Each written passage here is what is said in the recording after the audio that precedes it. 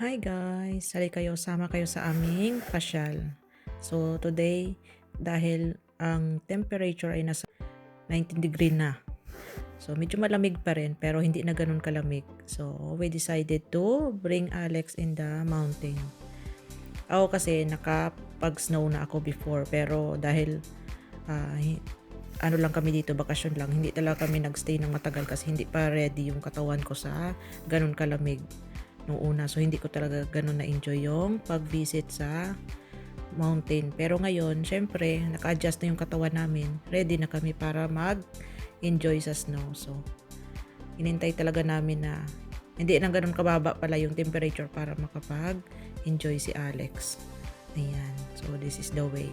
Siguro mga more than 1 hour drive from Milan bago namin na puntahan yung bundok. So, dito lang kami sa unahan ng Lecco banda. Yung isang bundok na medyo malapit-lapit lang pero may snow. So, nakikita nyo yung bundok, di ba? Wala na masyadong snow kasi natutunaw na.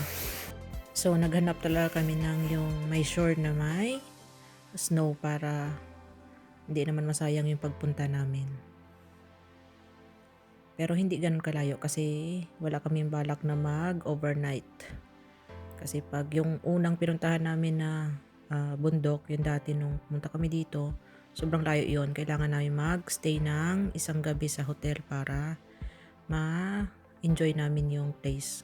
Ngayon, dito lang kami sa medyo malapit sa Milan para makauwi kami ng hapon kasi may pasok pagka umaga si Alex. So, ayan. Dito na, paakyat na kami sa bundok. Nakikita nyo. Ayan. May nakikita na snow. Malapit-lapit na din. So, maganda mag joyride ng ganito kasi alam mo yun, nakaka-relax yung view nila. So, di ba? This is Italy, guys. This is the province. So, maasasabi nating province na to kasi malayo na siya sa kabihasnan. Yan. Pero maganda pa rin, di ba? Italy is one of a nice country. For me, kasi syempre, ayan, dito na kami. So, bibili kami ng ticket para sa cable car. Ayan. So, tatlo kami ay nasa 49 euro. Isang bata at 2 adult. Ayan. Ang ticket. So, from here, nasa 800 meters ang taas. Tapos, sasakay kami ng cable car papunta sa tuktok ng bundok ay maaabot na siguro sa 1,700 meters. Ganun siya kataas ang bundok na pupuntahan namin. So, ayan. Ang taas. Nakatayo lang kami sa cable cars kasi ang daming tao. Malaking siya, cable car.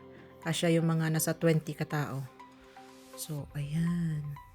Diba? Pataas na ng pataas. Sobrang taas ng bundok kasi ang snow ngayon ay nasa tuktok na lang ng bundok. Tunaw na yung mga nasa baba kasi it started the spring season. So ayan, bago pa matunaw, puntahan na namin. Kasi kung maghihintay pa kami ng next winter ulit ay medyo matagal-tagal pa. Ayan, we're here. Diba? Nakita na namin yung kaninang nakikita natin nung nasa sasakyan kami. Ayan, dito na. Napuntahan na namin. So, here we come to the snowy mountain. Ayan, pakita ko sa inyo kung gaano kalayo yung pinanggalingan namin. Okay, kung makakaya ng cellphone ko ito. Yung pag-zoom.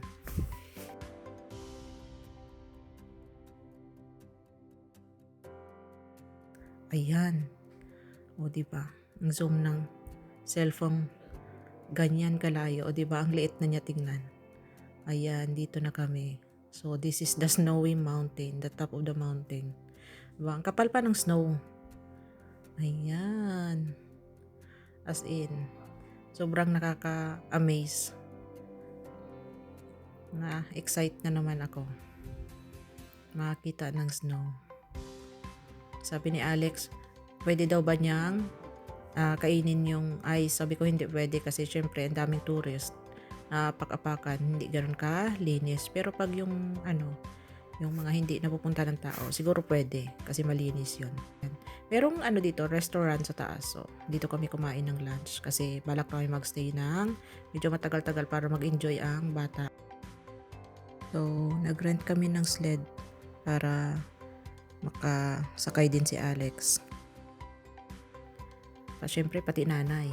First time kong magsakay dyan.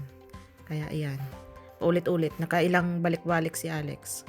Ngayon, siguro mga 4 o'clock, nag-decide na kaming bumaba para hindi naman kami maabutan ng gabi sa daan. Ayan, diba? This is the view from the top ng sakay ng cable car. Diba? Sobrang taas.